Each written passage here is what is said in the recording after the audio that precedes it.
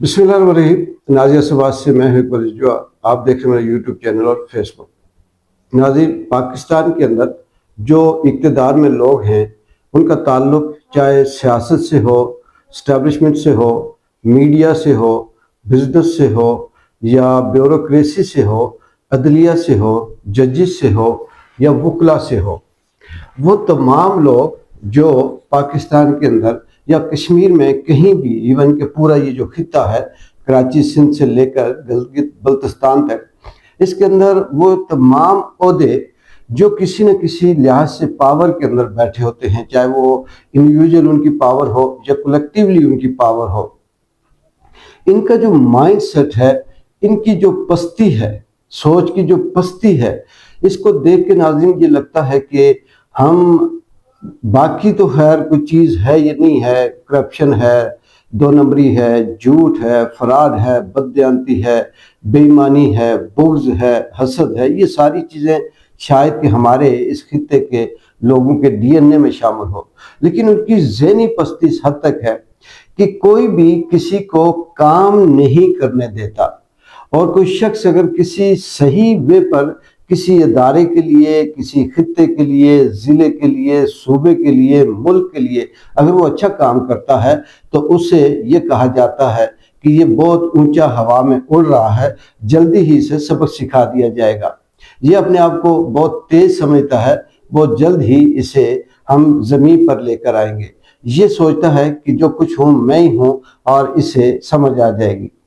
ये नहीं है कि उसे अप्रिशिएट किया जाए या उसकी मदद की जाए। और इसमें हम अगर पाकिस्तान के अंदर माजी से लेकर आज तक अगर हम 47 से इसकी जो हिस्ट्री है वो उठाएं तो उसमें जितने भी सियासत के अंदर, स्टैब्लिशमेंट के अंदर, मीडिया के अंदर, ब्यूरोक्रेसी के अंदर 90% लोग इसी माइंडसेट और इसी ज़हनी पस्ती वाले लोग मिलेंगे। 10% लोग ऐसे होंगे जो कहीं ख़ानदानी होते हैं, अच्छे शऊर वाले होते हैं, साथ देने वाले होते हैं, यहाँ तक कि वो मुखालफ नज़रिया भी रखते हों, फिर भी वो ये कहते हैं कि इसकी ये अहलियत थी, ये मेरिट था, ये सच था, ये इसी का हक बनता था, लिहाजा इसी को दिया जाए और यही करे। इसकी वाज़ेह मिसाल अगर हम पाकिस्तान के अंदर एक एग्जाम्पल के तौर पर मैं आपको बताऊं, जैसे सोहेल अफरीदी केपीके का जो वज़ीर आला बना, वो यंग है, उसके छोड़े कि उसके बाकी जो सारे मीडिया के जितने भी लोग हैं एक ही तरह की बात करते हैं। अब उसने अपने सूबे के लिए जो इक़दामात उठाने शुरू किए उसमें सूबे का जो हक था उसकी बात कर रहा है,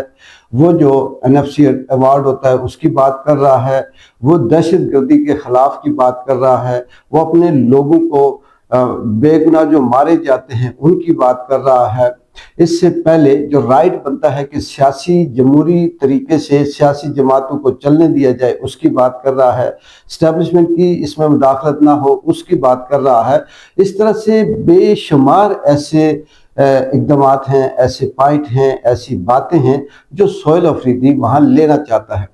लेकिन उसके साथ वो ये भी उसका राइट है, वो ये चाहता है कि मेरा जो कायद है इमरान खान, मैं उससे मिलूं, उससे मशावरत करूं, उससे अपनी बात बताऊं, उससे मशवरा लूं और उसके बाद मैं आगे जो इक़दामात है उनमें काम करूं, चाहे वो काबीना बनाने का हो, वज़रा रखने का हो, KPK के अंदर जो दहशत गर्दी के हवाले से जंग है उस सिलसिले में हो, फंडिंग के हवाले से जो भी है।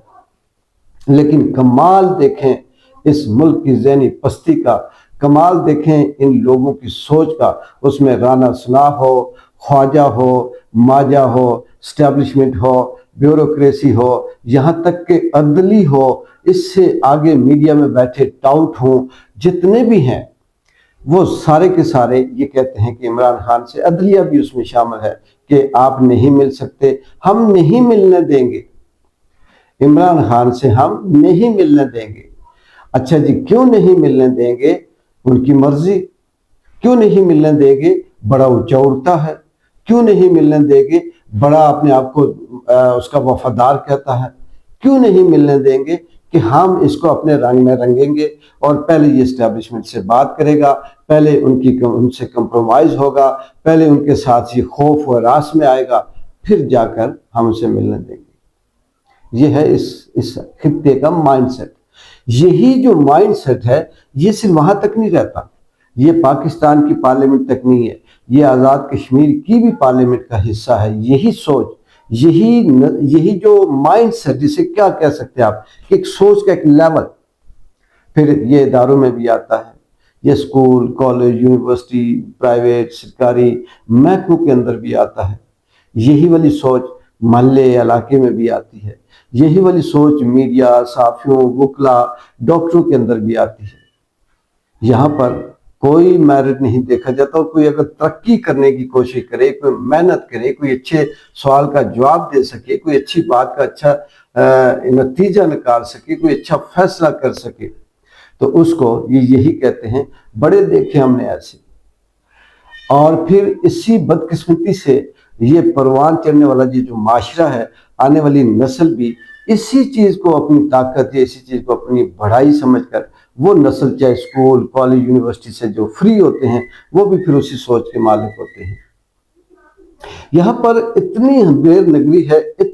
نگری ہے اس خطے کے اندر کہ پتہ ہے کہ یہ بے گناہ ہے، پھر بھی اس کے اوپر کیس، پتہ ہے کہ اس نے کوئی جرم نہیں کیا، یہ قابل ہے، میرٹ پہ ہے، پھر بھی اس کے اوپر الزامات، کیس، اس کی کریکٹر اسیسینیشن، صرف کس لیے کہ یہ آگے نہ آ سکے۔ یہ ہمارا راستہ، ایک تو ہوتا ہے نا کہ راستہ طاقت سے روکنا، نہیں، یہاں جو مائنڈ سیٹ ہے سوسائٹی کا، انہیں یہ ڈر ہوتا ہے کہ یہ اپنی صلاحیت سے ہمارا راستہ روکے گا، یہ میرٹ سے ہمارا راستہ روکے گا، یہ قابلیت سے ہمارا راستہ روکے گا، لہذا ہم اسے آگے نہیں آنے دیتے۔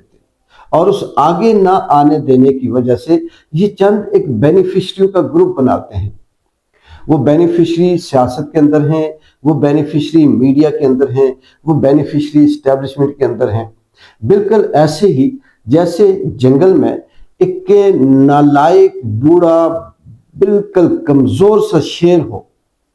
اور وہ اس شیر کو پتہ ہو کہ دوسرے جو میری نسل کے شیر ہیں وہ طاقتور ہیں، جوان ہیں، وہ آئیں گے اور میری جگہ پہ وہ بادشاہ بن جائیں گے، لیکن وہ جو کمزور شیر ہے وہ کیا کرے کہ گدڑوں کو، لگڑ بگڑوں کو، چھوٹے موٹے باندروں کو، چھوٹے موٹے جانوروں کو اپنے ساتھ ملائے اور یہ کہے کہ ہم مل کر شکار کرتے ہیں، اور اس میں سے آدھا حصہ گوشت کا آپ بھی کھا لیں۔ اور وہ جب بینیفیشریوں کا، لگڑ بگڑوں کا، گیدڑوں کا، چھوٹے چھوٹے کمزور سے جانوروں کا، انہیں جب پتہ ہوگا کہ یہ بینیفیشری ہیں ہم ان سب کے، شیر کے ساتھ مل کر شیر کسی جانور پہ جپٹتا ہے، باقی ہم بھی اسے مارنے گرانے میں ساتھ دیتے ہیں، اور اس کے بدلے میں ہمیں بھی ہڈیاں شڈیاں اور یہ انتڑیاں شنتریاں مل جاتی ہیں۔ گدھ بھی اسی طرح سے اس ملک کے اندر جو بینیفیشری ہیں، وہ بینیفیشری اصل میں وہ گدھ ہیں، وہ لگڑ بگڑ ہیں، وہ گیدڑ ہیں، جو یہ سمجھتے ہیں کہ ہمیں یہ IMF نے پیسے دیے، اس میں سے ہمیں مل جائے گا، یہ ٹھیکہ اس میں سے ہمیں مل جائے گا۔ اگر